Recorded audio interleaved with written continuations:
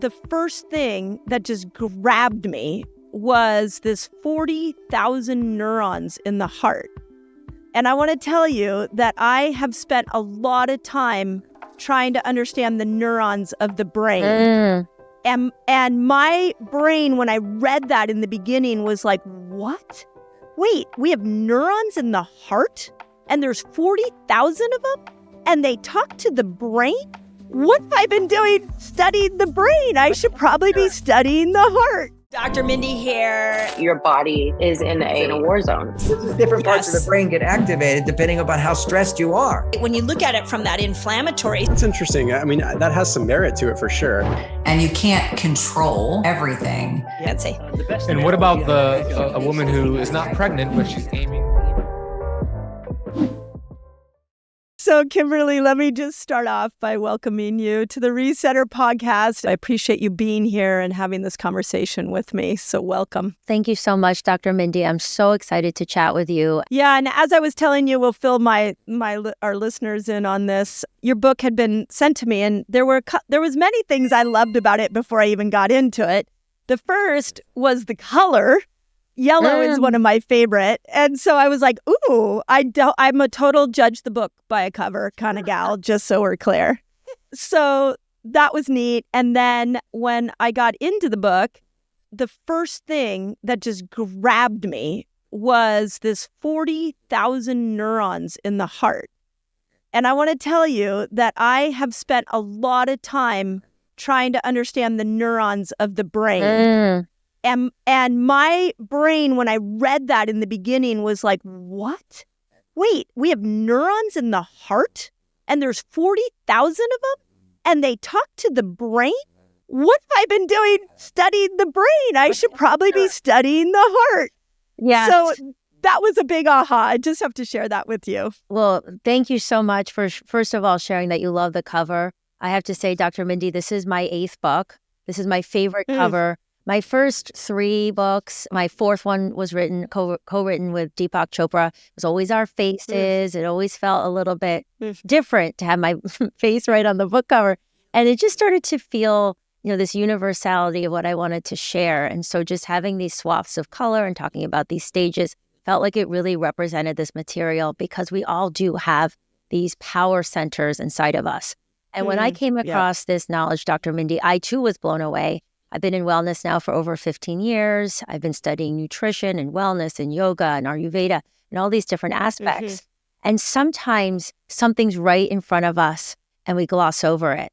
And I remember these moments. I have 2 boys, 2 young children. And I remember when you go in to get an ultrasound and the doctor you hear the heartbeat, right? And the doctor says, the heart is here. The brain isn't formed yet. And I remember hearing that and sort of just being like, oh, cool, and then kind of going about. But then as we start to get deeper into the science, we realize that the heart is actually this brain, similar to our gut, is the type of a brain, and then there's a brain up here. And the heart actually sends more messages to the brain than vice versa.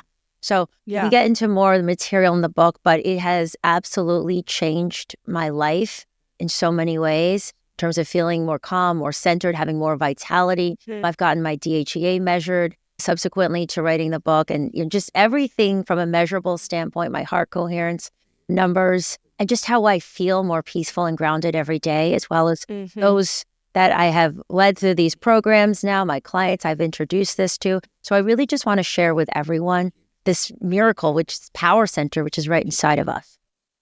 Yeah. And so can we start a little bit off with just sort of when we look at neurons in the brain, this is the lens in which I see it. Yes. When we look at neurons in the brain, those neurons in the brain are fueled by our hormones, a lot of them for women. And so when estrogen specifically goes away, those neurons don't have the same kind of reaction. This is why we forget. This is why stress is so acute. And so the conversation in the collective right now has been, well, let's keep your estrogen up so these neurons work well. But I have been saying, but menopause is a natural process. So why should we keep the hormones up too high? Isn't there something that's supposed to happen? And this has led me to understand from a hormonal level how important the heart and the brain are and how they change with estrogen. So I'm just kind of curious, and I want to start off by just like, how do neurons in the heart work? And then my next question is, are they fueled by estrogen? I don't know if you know the answer to that. So maybe we could step back for a moment, Mindy, even first talk about what heart coherence is, because it relates to your question. Perfect. Great. Yeah, So great. First of all, this idea that the heart is a brain, that there's neurons in the heart, that the heart sends more messages than vice versa is, again, just a surprise, a shock to many of us, because we don't learn this in school. And even those of us that have been in wellness for many years, I know I speak for myself in saying that I didn't know this. So when I started when I started learning this research, for me, it's twofold, right? I love the science. I love learning all the research and the papers, but I also am a student of spiritual teachings and the Vedic philosophy, and the Vedas are the oldest teachings on the planet. So the reason that the book is called The Hidden Power of the Five Hearts is that a monk from India called Swami Sri Yukteswar talked about in his book, The Holy Science. He was a scholar of the Vedas, that there's 5 stages that we go through to awaken into this potential of open-heartedness, which also means, from our standpoint, just feeling, really high health, high vitality. We can talk about a study with DHEA in a moment, and just this ability to be fulfilled and loving and peaceful and content. So I was going really deep into these Vedic teachings on the heart. At the same time, I came in contact with the Heart Math Institute. And I found some of their work when I was writing my last Hay House book, actually, called You Are More Than You Think You Are. So anyways, not to go on a long tangent, but I ended up doing a research study with them and learning a lot about these neurons in the heart. And so basically, to sum it up, what heart coherence is when you start to improve the communication and you create alignment between your heart, your brain, and your nervous system. So you think of it like a triad. And as Dr. Roland McCready, the research scientist that we did the study with, says, emotions run the show, right? So when you're looking at these patterns, a lot of people are wearing, Apple Watches, and they're looking at their HRV numbers. But what research on heart coherence shows, it's not just the pattern, it's not just the numbers, but it's the actual patterns. And I'll show you a graph in the book right here. Right? So this is when you're experiencing an emotion of anger, which is really jagged. And this is what appreciation is, right? Simple practice to go in. It's these smooth sine waves. So what their research is showing is when we start to become more coherent, entrainment happens. So all these other systems like digestion and hormones and immunity start to become more efficient. You're spending less energy. That's what coherence feels like. The example I use in the book is you swim from one shore to the next, right? Incoherence is like you hit a rock, you scrape your knee, you get annoyed, you get angry, you're taking the fog out of your goggles. So my understanding is when we shift our energy and attention through these simple practices into the heart, we start to wake up these neurons, and it starts to change our perceptions, our thoughts. It starts to take us out of fight or flight, rebalance the nervous system. So there's this overall hormonal balance versus let's work with the hormones to try to support the neurons in the heart. Right. What I've seen, it's actually the reverse, like get coherent from within, and then you have a positive effect on the neurons. You know what? That fits into something that I've written about in all my books called the hormonal hierarchy. And the hierarchy is that sex hormones sit at the bottom of the pyramid, and above that is insulin. So Fast Like a Girl was all about let's get your insulin in check so that your sex hormones can be in check. And then above insulin is cortisol. So if your cortisol's off, then you'll be more insulin resistant. If you're more insulin resistant, your hormones will be off. But at the top of the hierarchy that like calms the whole system is oxytocin. And one of the unique qualities of a female's body and brain is that we have a massive amount of oxytocin receptors in our amygdala. And we have a massive amount of oxytocin receptors in our heart. Yes. So, and we also have a massive amount of oxytocin receptors in bones, which is fascinating to me because I wonder if that's why we get a little bit like, I feel it in my bones. But oxytocin runs the hormonal show. So when you're talking about heart coherence, I think the way I think about it, correct me if I'm wrong, is I think what you're saying is from a frequency place. And what I'm hearing and interpreting is, yeah, that makes sense from even a neurochemical place. Like you're neurochemically changing yourself when you're thinking from your heart along with your frequency. Would you see it that way? So when we think about what I call in the book, the wild horse mind, right? When we think about what the stress response is, which is resistance, upset to what is, you start to get caught up in thoughts, right? It's not the traffic that causes the stress or the bad weather or whatever it is. It's the thoughts, or in our case, the fire that we just went through, but it's all the thoughts like, oh my gosh, this is overwhelming, or the traffic, like, why does it have to be this way? So it's the mind sort of spinning, and then it starts to then create this cascade effect in the nervous system, and the cortisol gets secreted and all that. So through these practices, which I can't say enough how much they helped me get through this fire, how much they've helped me just in my life, Dr. Mindy. Something as simple, for example, right now while we're speaking, is if you guys listening to this, if you place some of your attention on your heart. Now, for some people, it could mean even just touching your heart, but for many people, it's just putting some of your attention here. And what research published in the American Journal of Cardiology shows that this alone starts to rewire your nervous system, just moving attention. This is how powerful we are. So what it means is calming groundedness means that we aren't so over-identified in the thoughts, which create the stress, which makes us feel very ungrounded. This very grounded place, which the science, again, is showing there is this epicenter of, it entrains everything else when we come here. And spiritually, Dr. Mindy, we think about these ancient texts and Vedas, but also the Egyptians, the Babylonians, the Greeks, they all assigned special significance to the heart. Pretty much all world religions as well. You think about this Sacred Heart of Jesus Christ, the Buddhist Heart Sutra, the Anahata Chakra, right? The Lev in the Torah, the word Kalb, which translates to heart, is mentioned 132 times in the Quran. So when we look at modern society, which is so thinking, like heady, confused, fear-based, right? All up in the thought. I get so excited about sharing this work because there's this place where there's clarity and groundedness. And then, of course, the modern research, there's over 500 papers.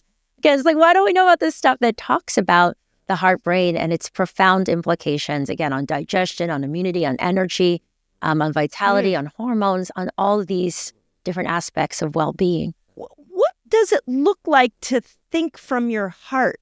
Like, again, the way I know neurons is I know them to carry information. Yes. And so if I'm thinking from my heart as opposed to thinking from my brain, is there a way that I would know the difference? So there was a team of a husband-wife team of researchers back in the 70s known as the Lacey's that discovered that the heart has its own intelligent language. So when we think about thinking, we think from a mental standpoint in terms of, sentences, thought patterns. But what the heart speaking to us is a completely different language that centers around intuition, right? Which is this knowing, this guidance, this sort of, I don't know what it is, but I don't want to go on a second date with that person, or I just feel guided to email that person. It's a deeper knowing, Dr. Mindy, and it doesn't speak the same language as we're used to. So one of the things about coherence, as we center the heart-brain nervous system, there's this calming effect. Another analogy I use in the book is like a lake, right? When you calm the lake, you can see the rocks on the bottom. But when it's chaotic, when you're in coherence, it's very disordered. You don't really, that's where confusion comes. You don't know what's left or right.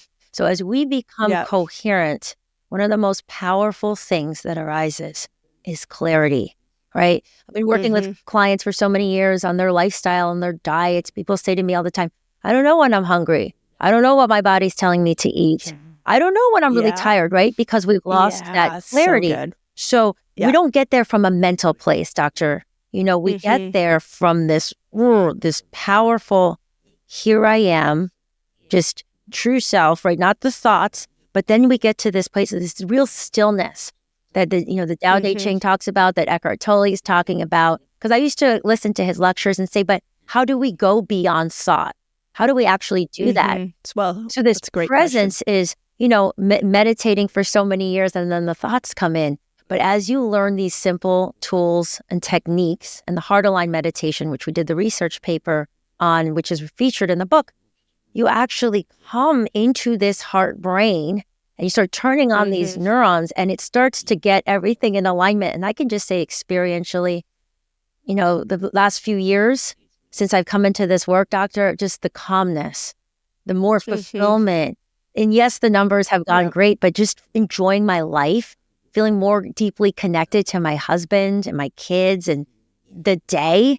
I used to be a perfectionist. I used to be so wrapped up in achievement and always on that hamster wheel, which is actually known as the propelled heart stage 2, where we're always going. There's a major, incredible antidote to stress, and comparison and judgment, all these things I hear about in our community, people are always asking about, from the heart. It's interesting because for a good portion of the back half of my clinical career, I helped really sick people get well. And part of my job was to recreate their lifestyle. Part of my job was to put a team around them that supported and helped them find their own path to healing. I was always like, you're going to do the healing. I'm not doing it. I'm just here to create the container and to guide you. And all the time, I would, when I would get a test result back, I would say, here's what the test results are. Here are options of what we can do. Now tell me what feels right to you. Give me what and so I would bring the intuition, their intuition, into their own healing journey. And now you were making me think that I get why that works so well, because the patient needs to have a buy-in, an intuitive buy-in to their own healing experience because of exactly what you're saying. Yeah. So have they done anything? We have a real, our traditional healthcare system would call this conversation quite woo-woo. So do we have examples? I know we have the old Norman Cousins, he laughed himself out of cancer, and those kind of stories. Do we have any stories or evidence that you can heal yourself by starting with heart coherence? Well, I guess it would depend how we talk about healing, right? There are many measurables in terms of, again, over 500 research papers. When I was putting the studies into the book, there were so many to choose from, Dr. Mindy. And again, the only reason we might call this woo-woo is because people are like, wow, there's a brain in the heart. I don't actually know this. But one thing we know for sure is a precursor to so many different illnesses is inflammation. And there's a lot of research around how heart coherence, again, is just bringing your body back into that entrainment and reduces inflammation. There's another incredible research paper here, which I reference in the book around, here it is. It's on page 35 of the hard copy. And this was measuring immunity. And this was a really interesting study where they brought people into the lab and they asked them to recall, Dr. Mindy, not actually be in anger, but recall something that made them angry for 5 minutes. So, remember when she said that to me, or my mother-in-law did this? And then also to recall care, right? Remember when I cared for my sick mother or whatever it was. So in both cases, the IgA, the secretory antibody for immunity, spiked. It's like that good stress, bad stress hormone. Yeah. But then for 6 hours, those that recalled anger, their IgA was down for 6 hours. Wow. This is 5 minutes, right? So one of the things, and it was elevated for 5 minutes with care. So back to what Dr. Roland McCready says, which is emotions run the show. When they were doing all these research papers, one of the things he said was 2 minutes of irritation puts into motion over 1,500 different biochemical processes, which ultimately drain your energy, which of course is the antithesis of, the opposite of healing and bringing efficiency and vitality back in. It's leaking it in so many ways. And the other research paper showing one, maybe we could even do a practice on the show, Dr. Mindy. Yeah, no, I was going to ask you, definitely. But let's do it at the end because I'd love to have you sort of walk through the 5 stages. Oh, yes. Because I found that interesting too. Yes, but what I was saying was in 1 month, they found that people doing these practices, so not, having to go and buy all these contraptions and buy everything to Right. Right. Thank in you. 1 month, cortisol on average went down 23%. And DHEA, the precursor hormone, basically measuring vitality and other incredible, for fertility, went up 100%. So I get so excited about this, Wow. Dr. Mindy, because again, back to this universality of we all have this heart and we're underutilizing it. We're not even connected to it, but it is something that we can learn to turn on. So Yeah. the stages, do you want to get into them? Yes, please. Yeah, go through. No, and I love, I hope everybody listening catches that. And what I'm really hoping in this kind of conversation, that what people are grabbing is there's so much more to healing than we have been taught. And that's what, when you quote these studies and you talk about the immune response, you talk about DHEA, this has been one of my real complaints about the menopause conversation is we're just talking about lathering creams and patches. And I'm like, no, there's something we're missing. We're missing something here. There's a bigger transformation. There's a bigger healing. So I just wanted to point that out. I just got goosebumps when you said that, but it reminds me of something that's said in certain teachings. We were talking about this fire, right? Which is so much death and destruction, but there's also a rebirth that can happen. There's healing that happens afterwards. There's transformation. So in some teachings, they call the heart the organ of fire, meaning organ of transformation. So one of the ways that we can keep ourselves in this state of fight or flight and incoherence is anger and an ability to forgive. So there's a 6-part forgiveness practice that's based on research in the book about how we don't forgive through the head, right? We have to forgive through the heart and through doing this and letting go of the energies that can keep us in pain, in inflammation, that keep us from really healing, right? There's so much I believe in healing that's just beyond the physical. We can still eat the right food. We can do all the things, but there's so much emotionally, spiritually, mentally that plays a role. Yeah. I think, again, I just think that is the wave in which we should be moving in with healing in humanity. That we have all the technological healthcare that we could possibly dream up, and it's been incredible, but we have people sicker physically and mentally than ever before. So we've missed something. And this is why I like to have these different conversations. So walk me through the 5 stages, because I found that fascinating as well. Yes. So the five hearts, so to speak, again, these came directly from the Vedic teachings around Swami Sri Yukteswar, but they also correspond to the science of heart coherence. There's 5 stages that we could divide them into. So the first is known as the dark heart. And when I say dark, Dr. Mindy, I don't mean as in bad or evil. I mean dark like you can't see, right? So imagine you walk across a dark room and you could hit your arm into the wall, or you trip over a cord and you could really hurt yourself or someone else. Dark means the dark heart stage is incoherence. It means your heart and your brain aren't communicating well at all, right? So if we were to look at HRV patterns, it would be the jagged, chaotic pattern. These are the times in life where you feel a lot of fear, separation, dark thoughts, low energy. It's hard for you to get off the couch. Maybe you're just numbing all the time. You're watching Netflix all day or drinking or smoking weed or whatever it is. There's this disconnection from the heart. I also want to say these stages, we can move in and out even in a day or even in an hour, right? We can have a dark heart moment. Like sometimes I wake up in the night and like an old fear will come up, like a nightmare.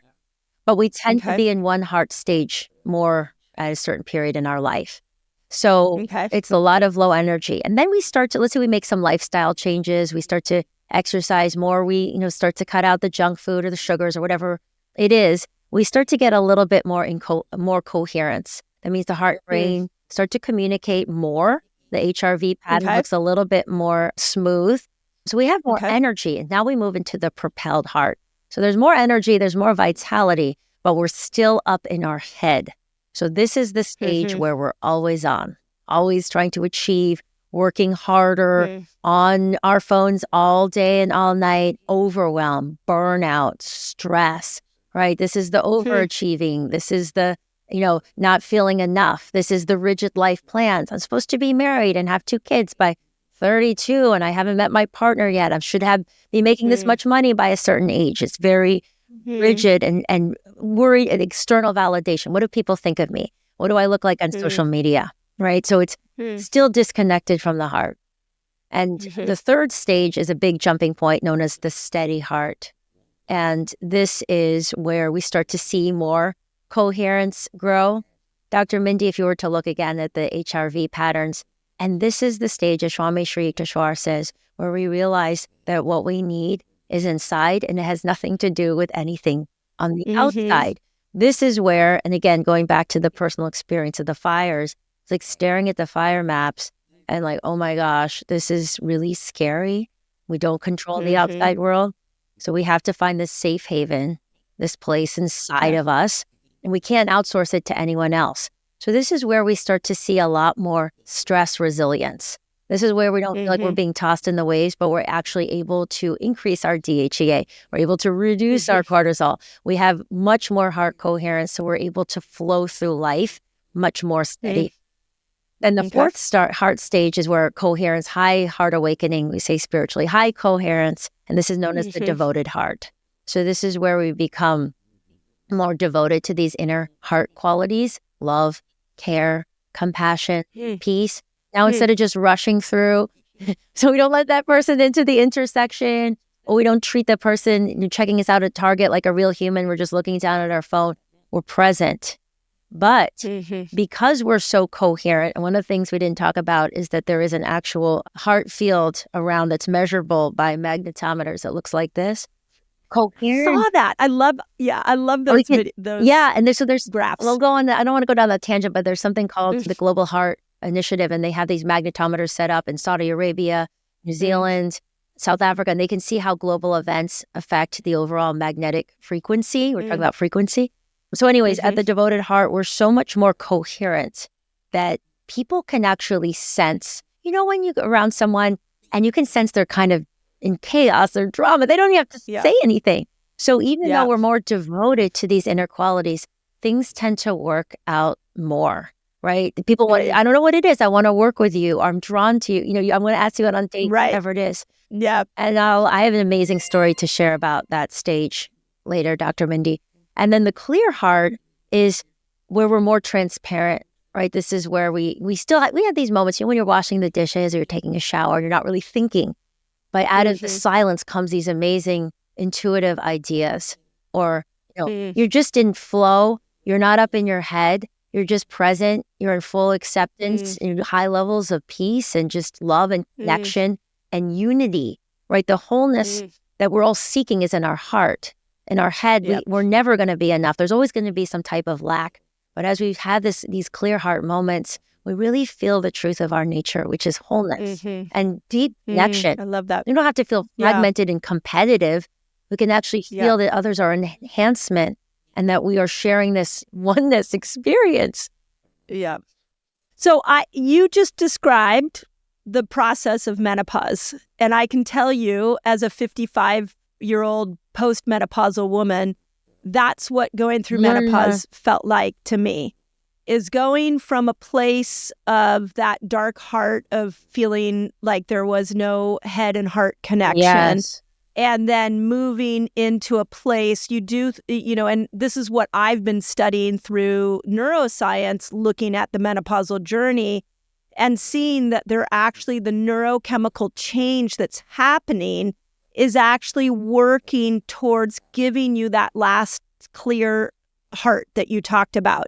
Because if you hang out with any 60-year-old, 70-year-old, 80-year-old, they'll tell you like it is. They're clear, they're compassionate, they're not competitive.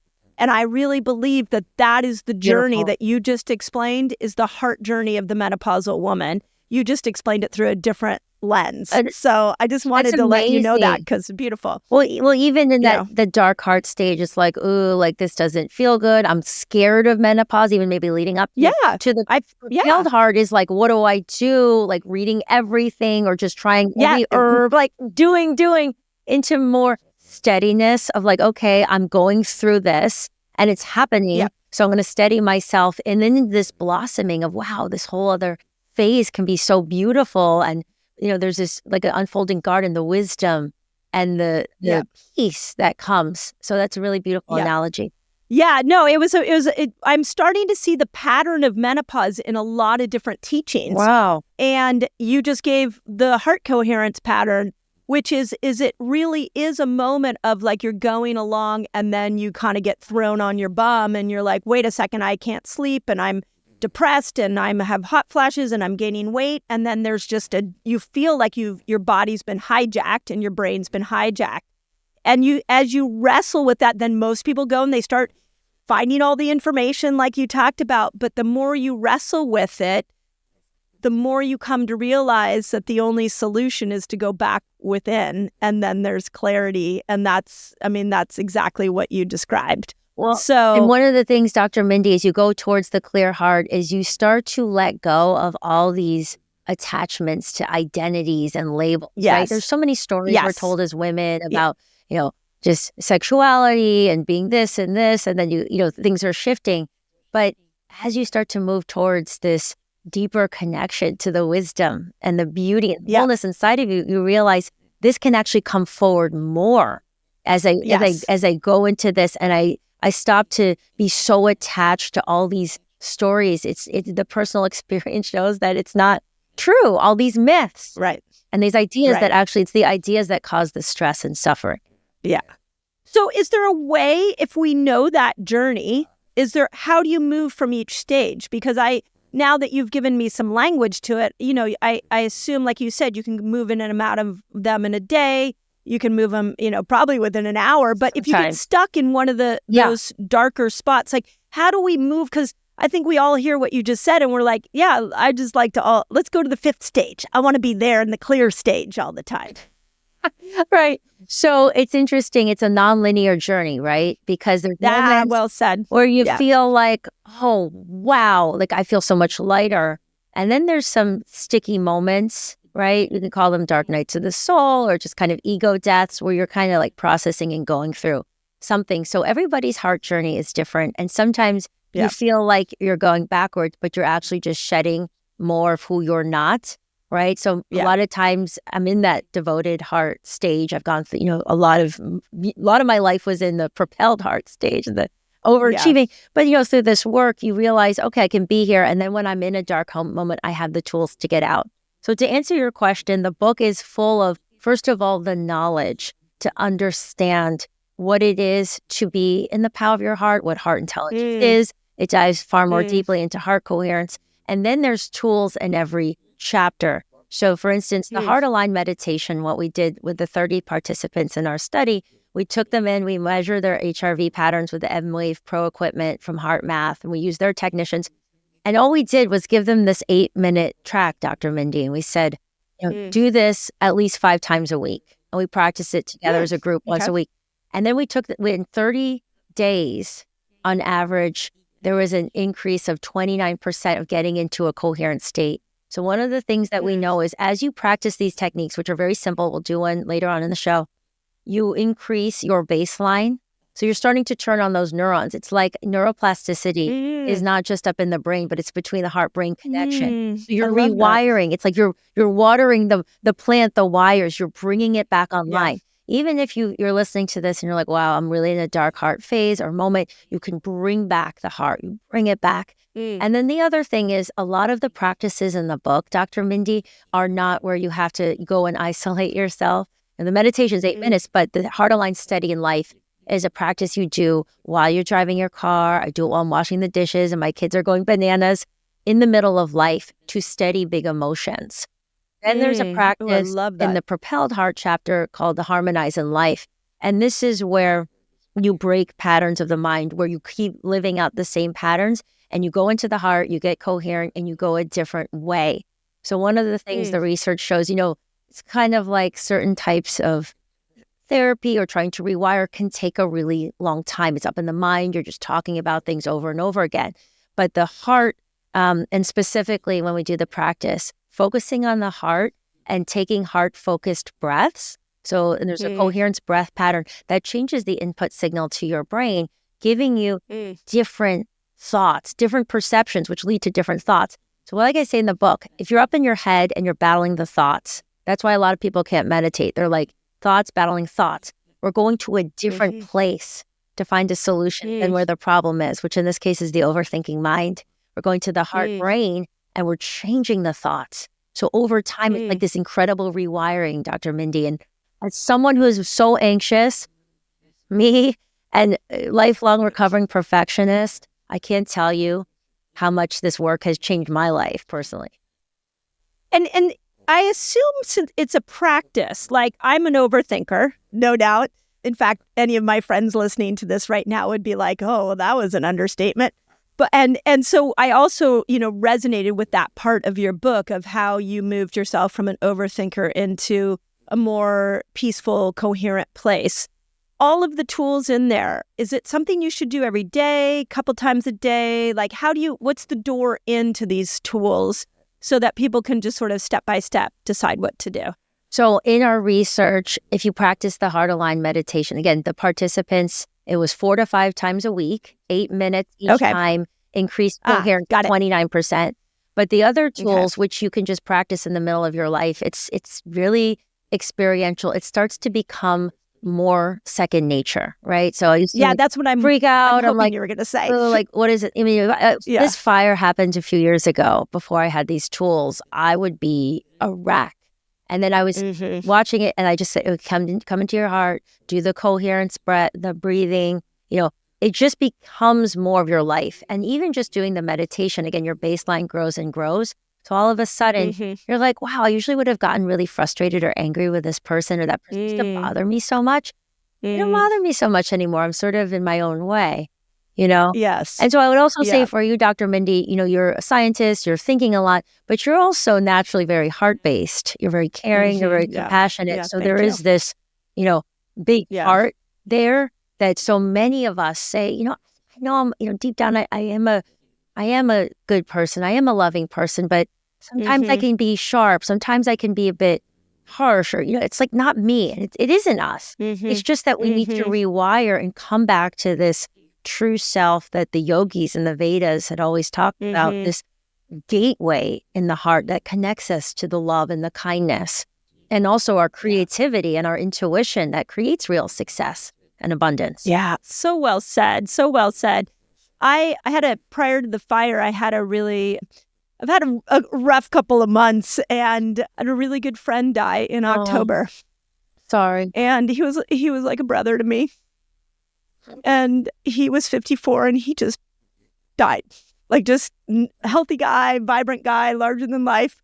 Just, at the end of the day, laid down on the ground in his office and died. And I was in Turkey when I found out, with a friend on the very first vacation I had really officially taken in like 25 years because I wasn't in my clinic anymore. And when I found out, I could not pick myself up off the ground. And my agent, believe it or not, my beautiful agent said, I know grief well. And what I want to tell you is that grief has a very interesting aspect to it.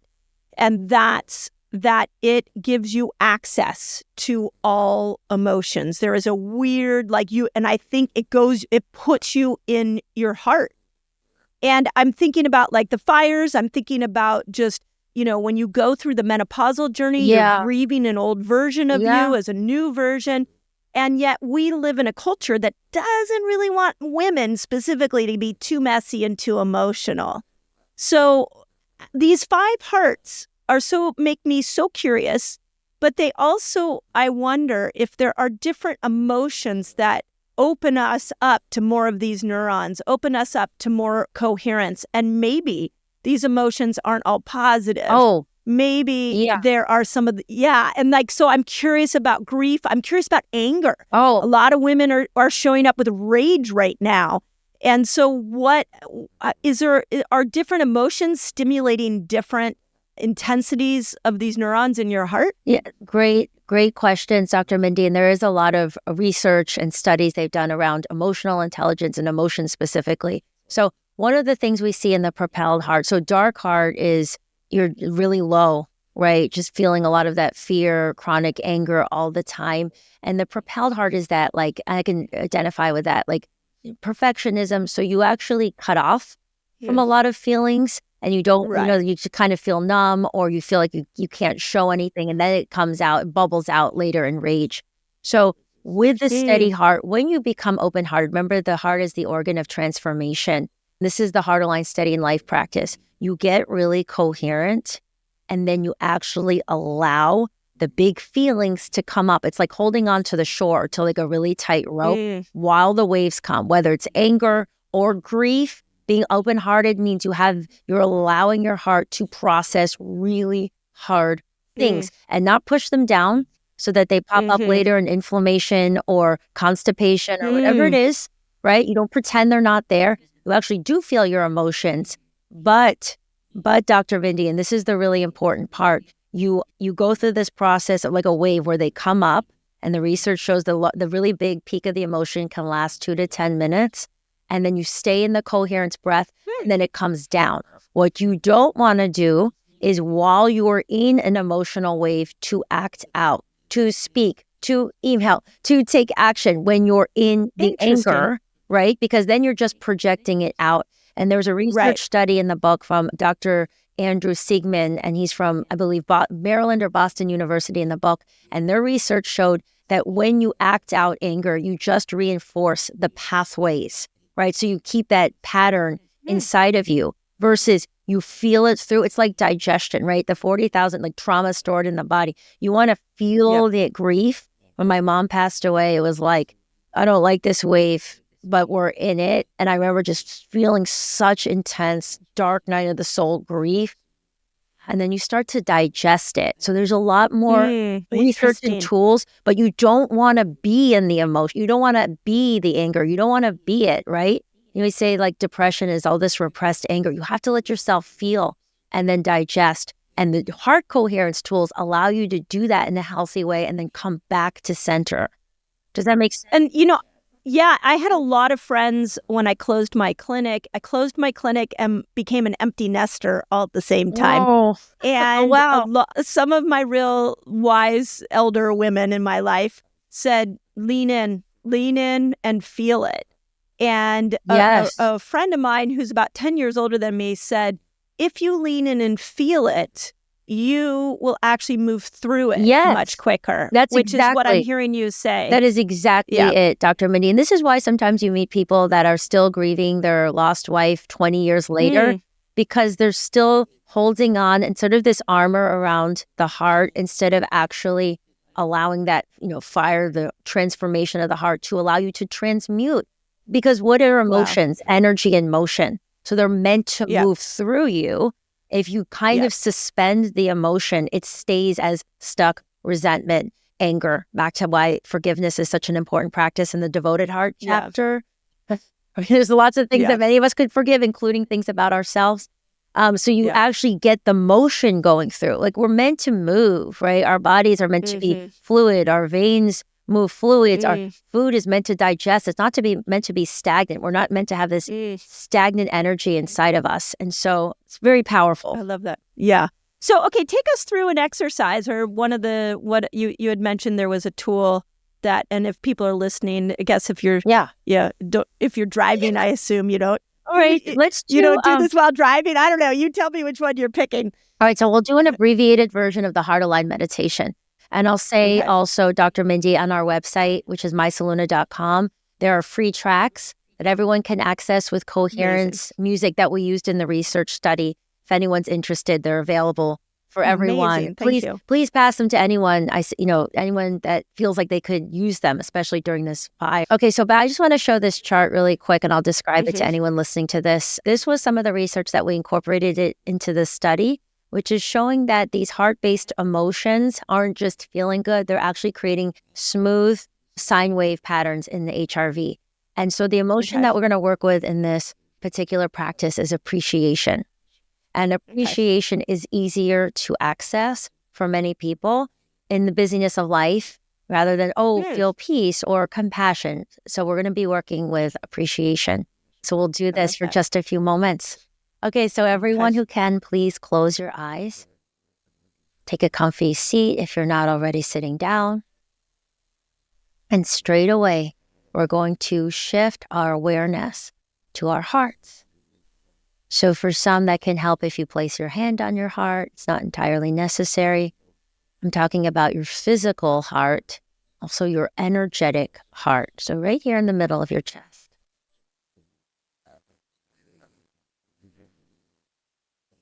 And now we're going to start to take some nice deep breaths in and out while focusing on your heart. So here's the key. Sometimes we're not used to focusing on the heart. You can just keep training yourself. Bring it back to the heart. This was the research published in the American Journal of Cardiology, showing that this changes your nervous system, changes the input signals to the brain. So we're going to focus on the heart, and we're going to do a breath pattern of 5 in, 5 out, 0.1 hertz. This was shown to help coherence. So I'll do the counts. Once again, focusing on your heart. Imagine your heart is your lungs. As we breathe into the heart for 1, 2, 3, 4, 5. And you're going to exhale out of your heart for 1, 2, 3, 4, 5. Once again, inhaling into your heart for 1, 2, 3, 4, 5. And exhaling out of your heart for 1, 2, 3, 4, 5. Now keep breathing nice and deeply in and out. You don't have to count anymore. And while we continue to focus on our hearts, I'd like you to recall someone or something that makes you feel appreciation, which is a mix of gratitude, thankfulness, and awe. Could be a loved one, could be a pet, or a beautiful sunset that you saw. And for just a few moments, while we keep our attention on our hearts, to feel into this coherence, promoting emotion of appreciation.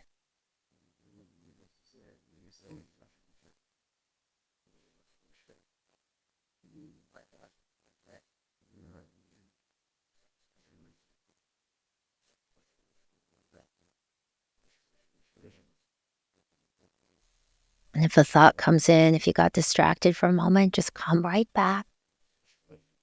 Just another few moments, really go there in your heart, feeling this deep, expansive, feel a little tingly and warm feeling of appreciation.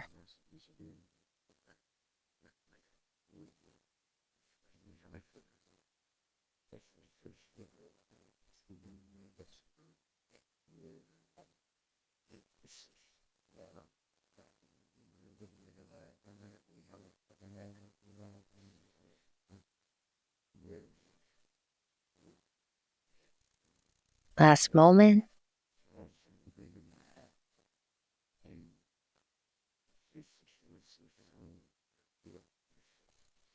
Now taking another deep breath into your heart, breathing appreciation in.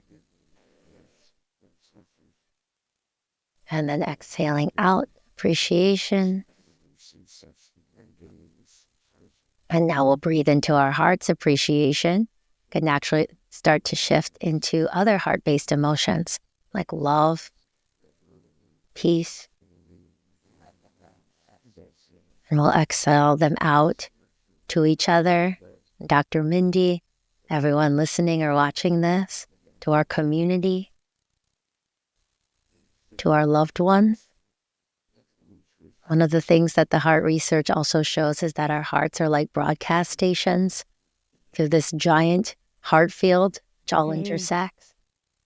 And last time, breathing in love, peace, appreciation, sending out all this love and peace to everyone especially across LA and affected by these fires.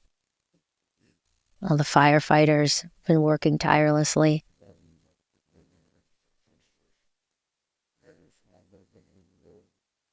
And across our greater world community. And then taking another moment to thank your amazing heart for its incredible wisdom. And when you're ready, you can open your eyes.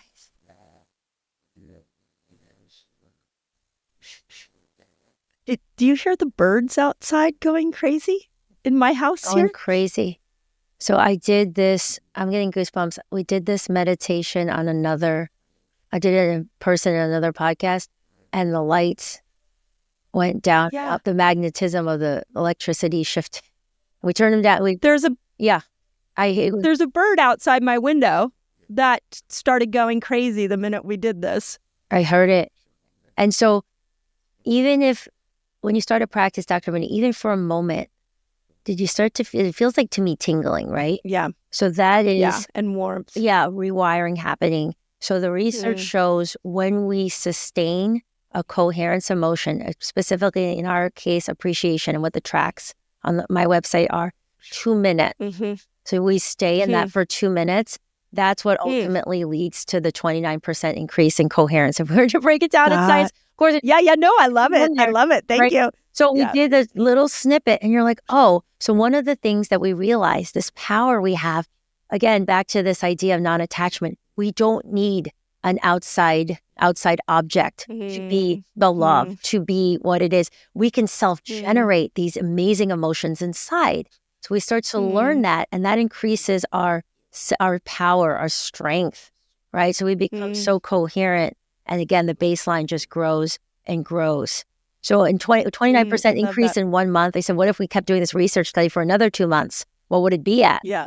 Right? So it's just that we just start to feel, again, this clarity, this intuition rising up, and all these amazing physical effects, including hormonal balance, feeling so much more peaceful and fulfilled.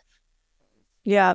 And then it makes me wonder, like, if one person does it, what if thousands of people do it? And like, how do we start to change specifically where we are right now on the planet?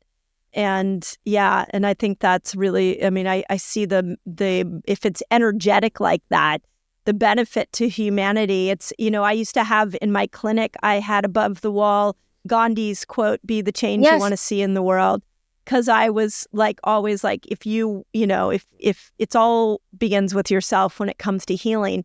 But what I'm now thinking through this lens is, gosh, when you make yourself coherent, you're actually contributing greater to the coherence of the planet and to your community and the people around you. Ultimately, there's this oneness, this field where we're all intersected. So imagine you become coherent and you bring that energy when you're dropping your kids off at school or to your workplace, or you go to Starbucks to get a coffee. You're actually spreading this power of being in the heart, which in everyday life looks like more kindness and presence and being from here, not the rushing mind. That's not who we are. We don't mean to be a bit snippy or harsh or judgy, right? We just become disconnected. So we drop back in and we actually start, this is where real confidence is too, Dr. Mindy, not just in these like societal ways of how we're supposed to look, but actually I feel so good about myself because I'm who I am, I'm who I'm meant to be. I'm a really kind person, right? And so we feel so whole and good.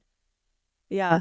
Well, this was incredible. How do people find you and go get the book? It was so good. I got 2. Well, The Hidden Power of the 5 Hearts is available. We say everywhere books are sold. And then my central hub is mysoluna.com, which is SOLLUNA.com, which means the sun and the moon. It's the wholeness. That's where we have our courses and our digestion products and our Feel Good podcast as well, which I'm excited for you to be a guest on, Dr. Mindy, next few weeks. Thank you. And social @ Kimberly Snyder.